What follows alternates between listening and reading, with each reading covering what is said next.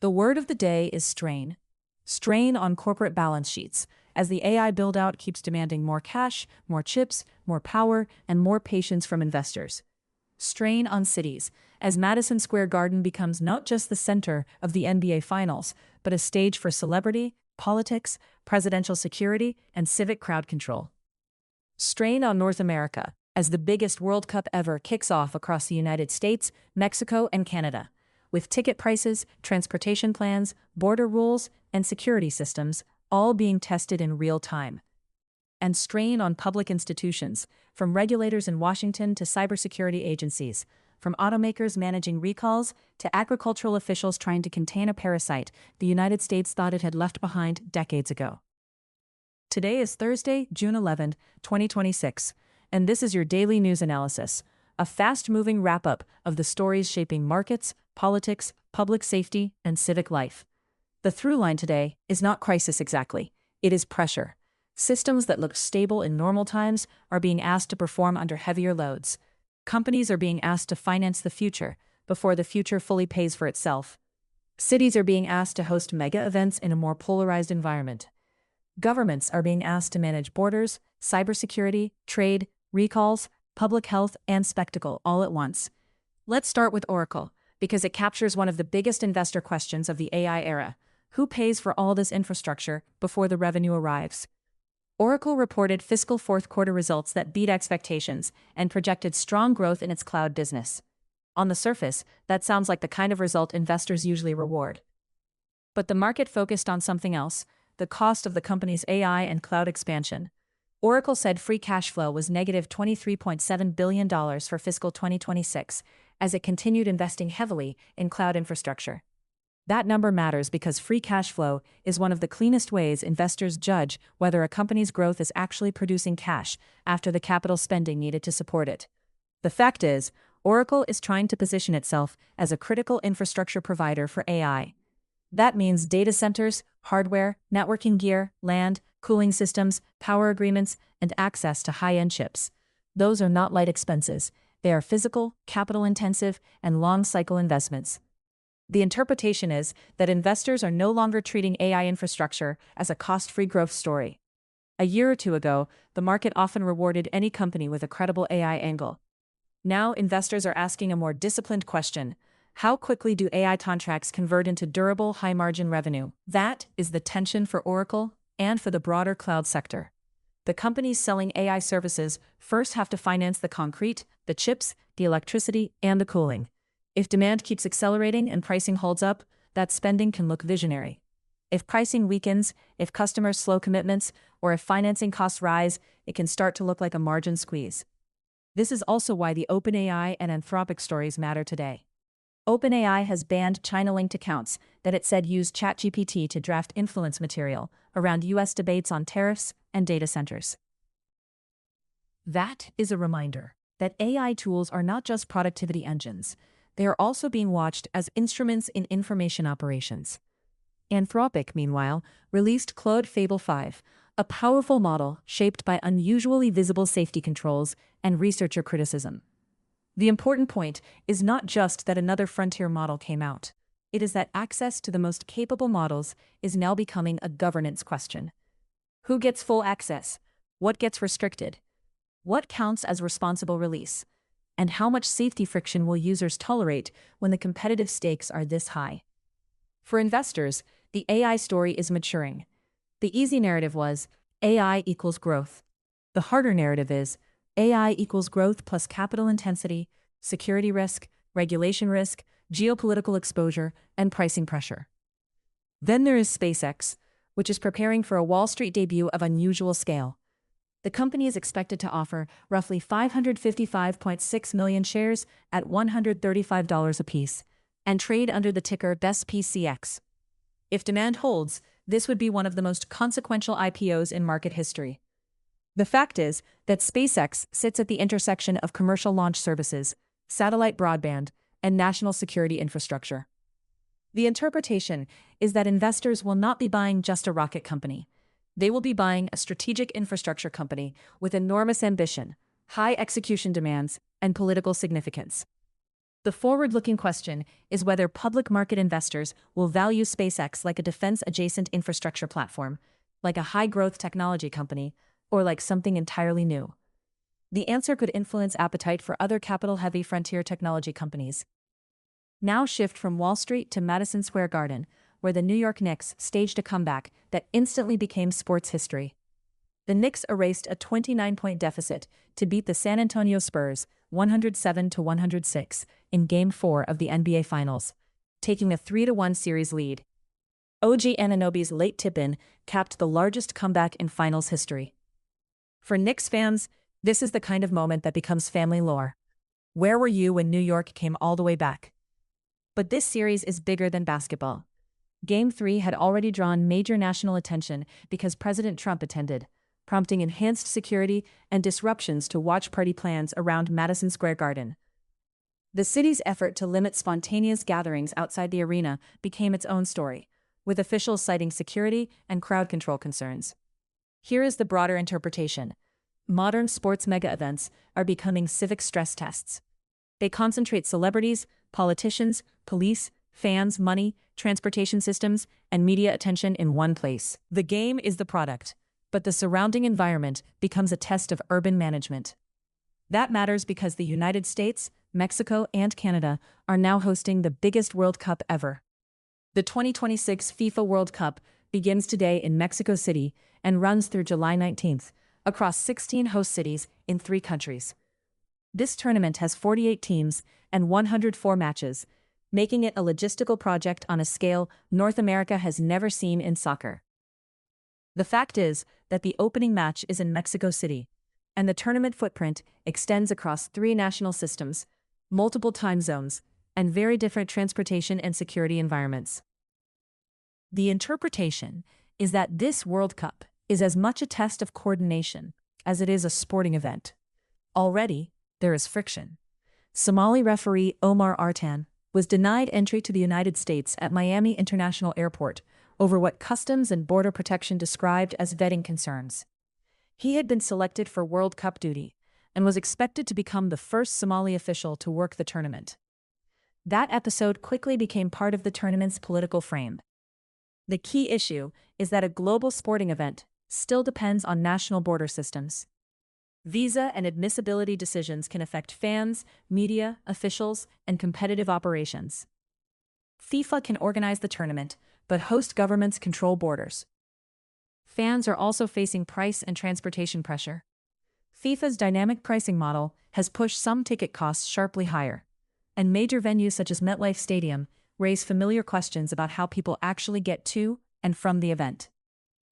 Driving, rideshare, rail, road closures, security perimeters, and post-game crowd flow are not side issues.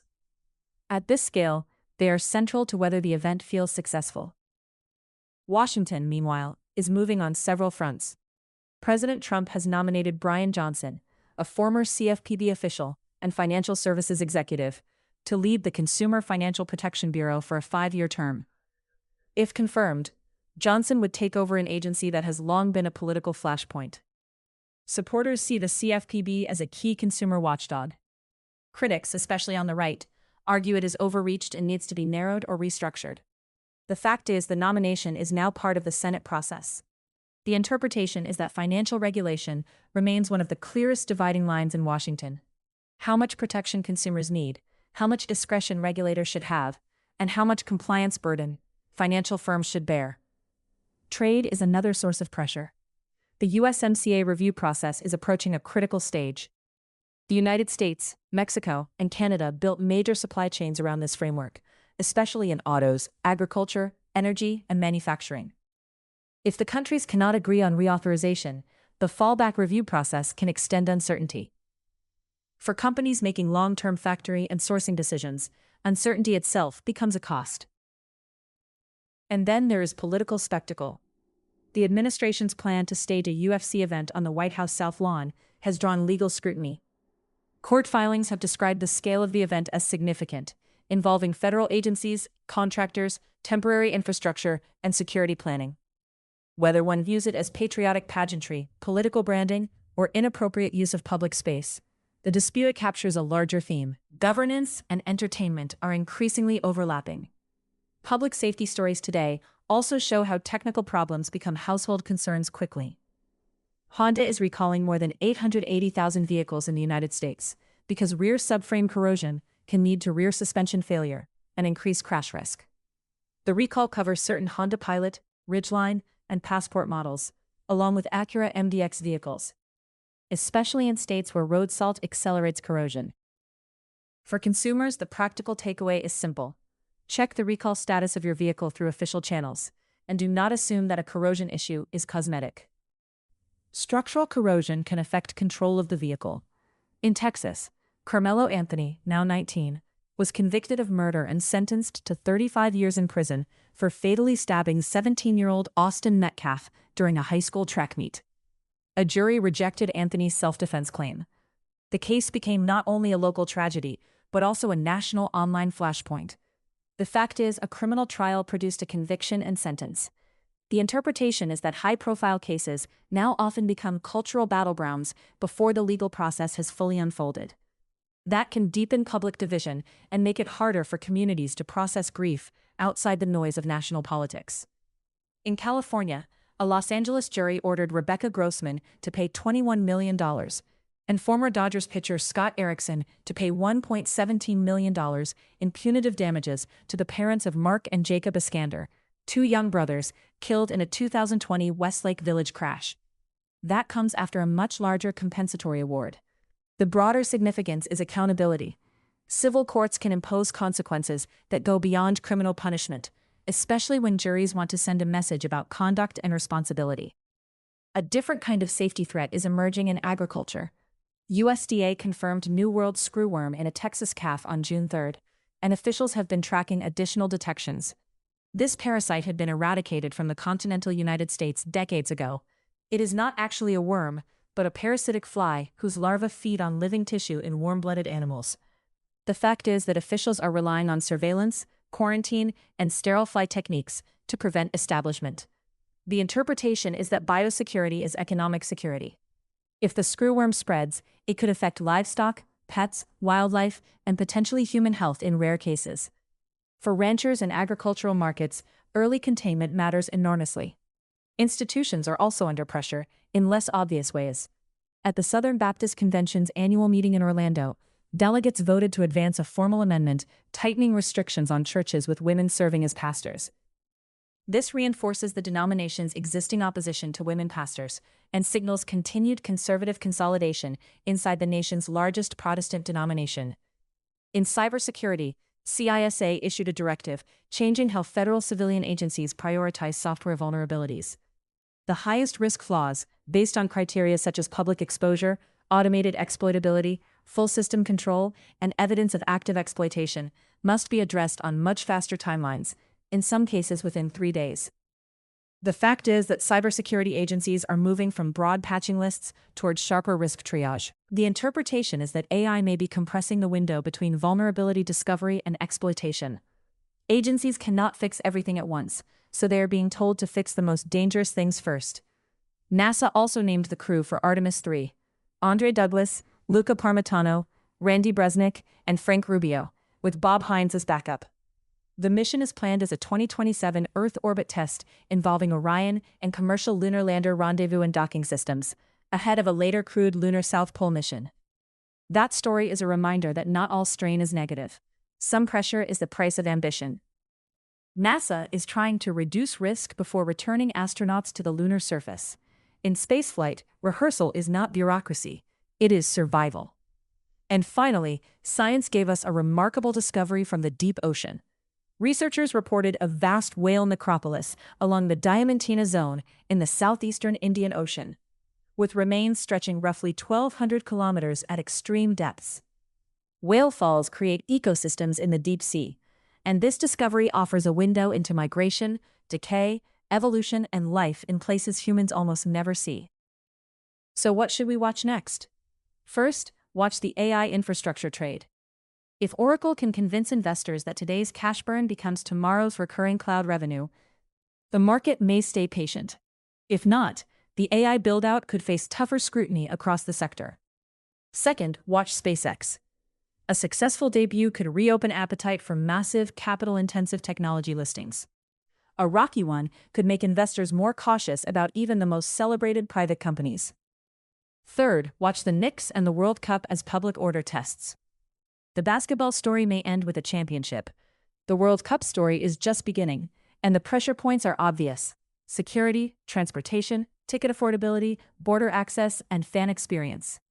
Fourth, watch Washington. CFPB leadership, USMCA review politics, and the White House UFC litigation all point to a federal government where policy, commerce, law, and spectacle are tightly intertwined. Fifth, watch the operational follow-through. Honda repairs, screwworm containment, CISA compliance, and NASA timelines. Big announcements matter less than execution.